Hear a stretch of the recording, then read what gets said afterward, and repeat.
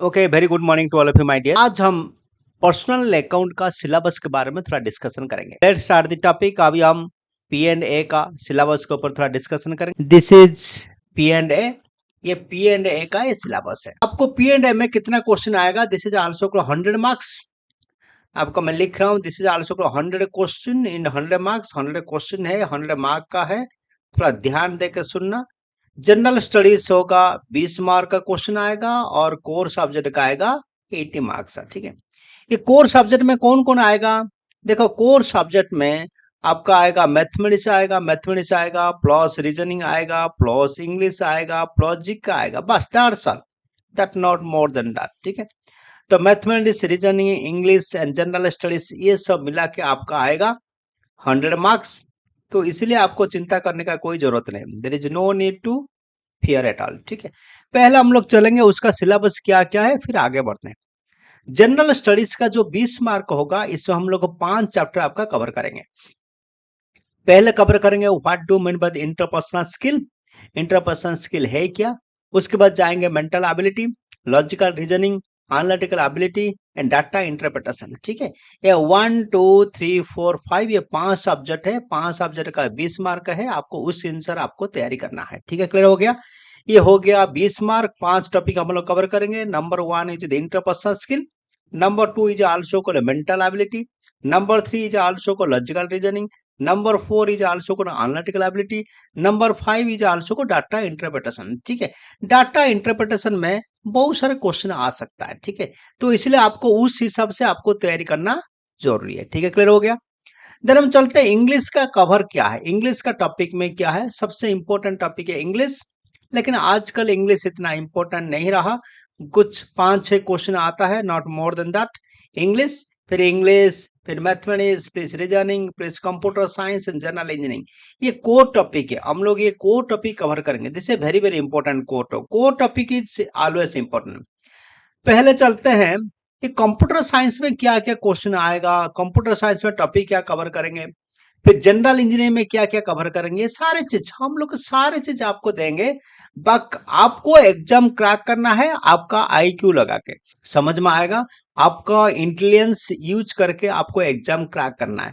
Suppose आप 20 घंटा से 18 घंटा परिश्रम करोगे, लेकिन एग्जाम क्रैक नहीं कर पाओगे जब तक आपका आईक्यू यूज नहीं करोगे। ठीक है, तो आपका आईक्यू यूज करके आपको एग्जाम क्रैक करना है, चाहे कोई भी एग्जाम हो। But specially ONGC exam crack करने के लिए बा आपका लेवल एग्जाम क्रैक करने के लिए आपको अपना आईक्यू यूज करना जरूरी है।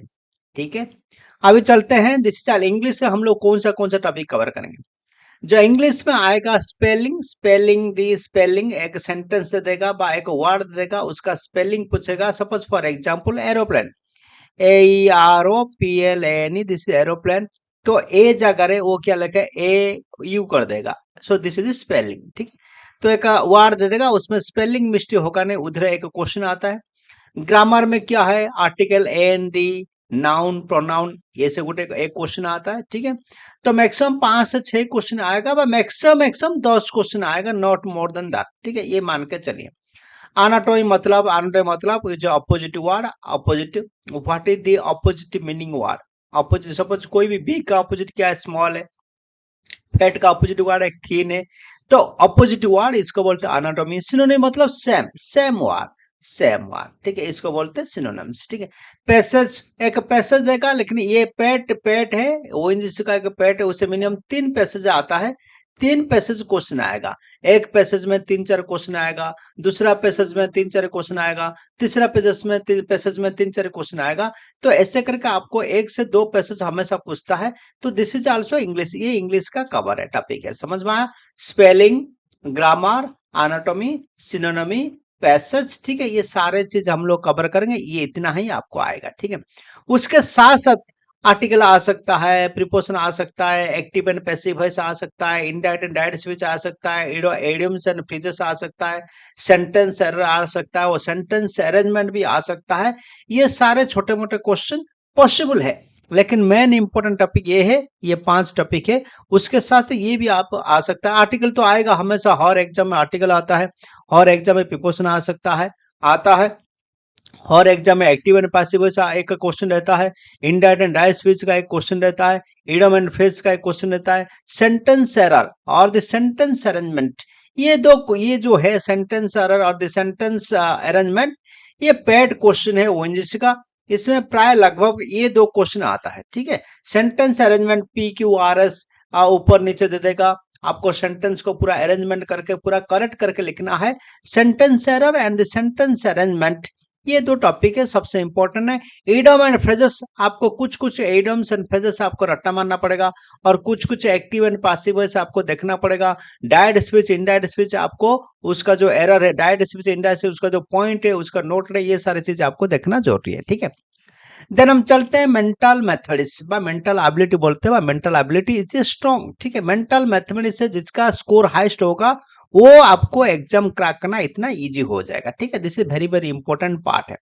मेंटल मैथमेटिक्स में हम लोग जाएंगे सिंप्लीफिकेशन क्या है, एलसीएम क्या है, एचसीएफ क्या है, लसा क्या है, गसा क्या है, रेशियो प्रोपोर्शन क्या है, परसेंटेज क्या है, प्रॉफिट एंड लॉसेस क्या है, time and work, simple interest, train, pipe and क्रिस्टन, ये सारे चीज आपका कवर करेंगे। मेंसुरेशन लगभग मैं कवर करूंगा, ट्रिग्नोमेट्री, एवरेज, मिसलेनियस, ये सारे चीज कवर होगा in terms of mental mathematics, ठीक है। सिमिलरली रीजनिंग टेस्ट में, रीजनिंग टेस्ट क्या है, similarly you can go to the reasoning test. Reasoning test हमने 2 टाइप में डिवाइड किया रीजनिंग टेस्ट, वन इज का the verbal reasoning and second is also का नॉन वर्बल रीजनिंग टेस्ट।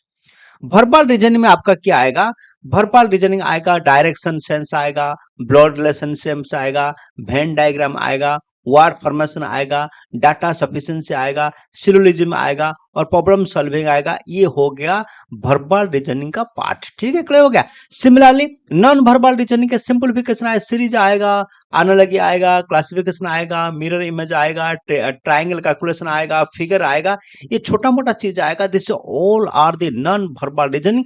तो हम लोग जो mathematics reasoning and the mathematics reasoning by aptitude test reasoning, ये सबके लिए कॉमन होगा, सारे आईटीआई के लिए, सारे डिप्लोमा के लिए, सारे पीएनए के लिए, ऑल आर द सेम, सब में क्वेश्चन आता है, ठीक है। तो इसलिए आईटीआई वाले, डिप्लोमा वाले और एनी ग्रेजुएट वालों को हम सेम प्लेटफॉर्म में हम लोग मैथमेटिक्स रीजनिंग पढ़ाएंगे।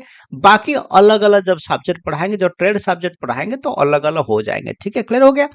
सिमिलरली कंप्यूटर साइंस में आपको मैक्सिमम क्वेश्चन आता है, what is the history of the computer, Microsoft window पे क्वेश्चन आता है, ऑपरेटिंग सिस्टम में क्वेश्चन आता है, कंप्यूटर लैंग्वेज में क्वेश्चन आता है, वर्ड क्या है, एक्सेल क्या है, पावर पॉइंट क्या है, शॉर्टकट कीज क्या है, ये सारे बारे में क्वेश्चन आता है। ये क्वेश्चन का आपको बराबर करना जरूरी है। This is also computer science, ठीक है। ये कंप्यूटर साइंस भी मिनिमम 5-6 क्वेश्चन आता है, इसको इस हिसाब से आपको तैयारी करना है, ठीक है। तो हम लोग जो बोल रहे हैं आपको टेक्निकल का 80 पार्ट, नॉन टेक्निकल का 20 मार्क। एक्चुअली जो पीएनए के लिए व पर्सनल अकाउंट के लिए आपको टेक्निकल नॉन टेक्निकल कुछ है नहीं इसमें।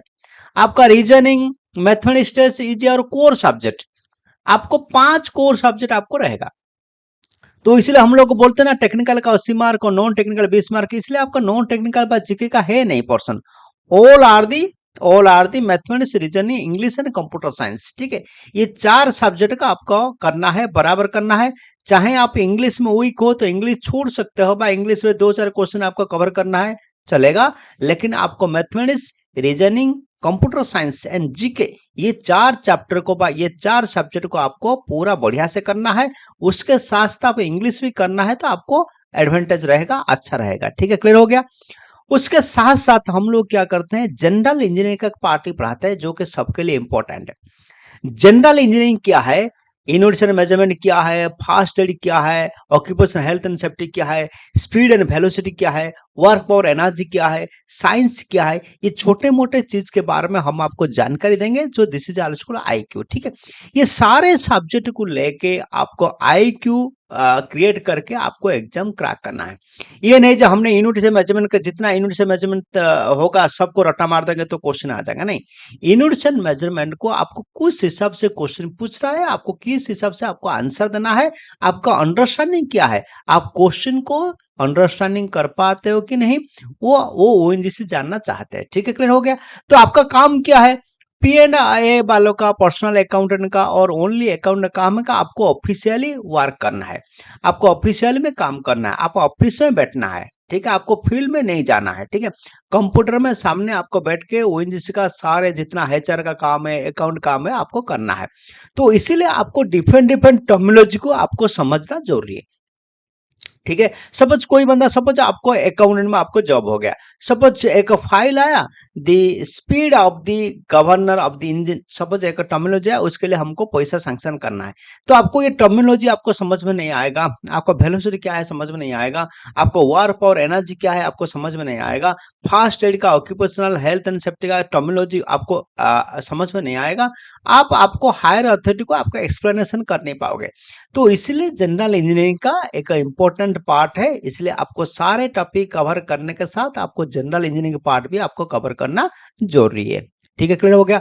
उसके साथ हमने कितना टाइप टॉपिक कवर करेंगे, बहुत सारे टॉपिक कवर करेंगे। उसके साथ आपको टाइम मैनेजमेंट करना जरूरी है, डेडिकेशन होना जरूरी है और माइंड मेकिंग होना जरूरी है। उसके साथ साथ आपको प्रैक्टिस करना जरूरी है। ये सारे चीज करोगे, दिस इज आल्सो ब्रेनस्टॉर्मिंग सब करोगे, आपको टाइम अनुसार आपको टाइम मैनेजमेंट करना है, डेडिकेशन करना है, माइंड मेकिंग करना है। नहीं मेरे को इस साल ओएनजीसी क्रैक करना है, नहीं तो मेरे को 2 साल के अंदर ओएनजीसी एग्जाम क्रैक करना है, आपको माइंड मेकिंग करना है। माइंड मेकिंग करने के बाद आपको टाइम मैनेजमेंट करना है, डेडिकेशन देना है, प्लस प्रैक्टिस करना है, तब जाके एग्जाम क्रैक होगा, नहीं तो एग्जाम क्रैक नहीं होगा, ठीक है। So this is also, now you to decide, ये आपके ऊपर है, आप डिसाइड कर सकते हो। Life your dream whatever they may be, आपका जो भी ड्रीम में भी है, डू और डाई, मेरे को करना नहीं तो मरना है। Achieve your goal at any कस्ट, मेरा गोल को मेरे को कोई भी कीमत पर मेरे को हासिल करना है, ठीक है। I want to achieve my dream, समझ ऐसे करोगे तो आप आराम से एग्जाम क्रैक कर पाओगे, ठीक है। तो मैंने आज जो बताया आपको पर्सनल अकाउंटेंट वालों का सारे सिलेबस मैंने बताया, आपको कैसे करना है, ये सारे चीज मैंने ये बताया। आपको डेडिकेशन होके आपको काम करना है।